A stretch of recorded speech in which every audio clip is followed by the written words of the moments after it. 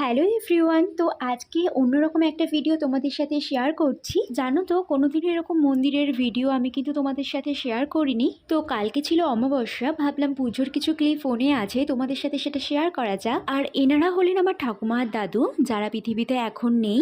আর এদিকে কিন্তু প্রদীপের তাপ দেওয়া হচ্ছে, যারা যারা ছিলেন সবাই প্রদীপের তাপ নিয়েছিলেন। আর মাকে দেখি যখন ভাই কিংবা বাবা থাকে না, বা আমিও যখন অনুপস্থিত থাকি, তখন কিন্তু মা আঁচলের মধ্যে প্রদীপের তাপটাকে বেঁধে আনে। আচ্ছা, তোমাদের বাড়িতে এরকম কি করা হয়? জানো তো, আগে অনেক মজা হতো, আর এখন সেরকম একটা মজা হয় না, কারণ সবাই বড় হয়ে গেছে।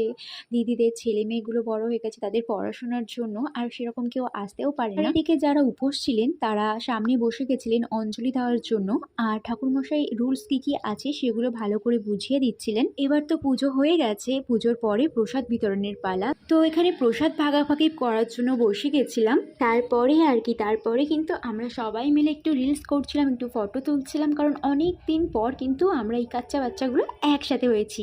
ছোটবেলার দিনগুলো ভীষণ মিস করি, চাইলেও কিন্তু আর ফিরে পাবো না। এই জন্য যখনই একসাথে হই তখনই এই টাইমটাকে আর মিস করতে চাই না। আর সত্যি এই টাইমগুলো যদি বেঁধে রাখা যেত না, বেঁধেই রাখতাম। আর সব সময় চাই সম্পর্কগুলো যেন এমনই মিষ্টি থাকে।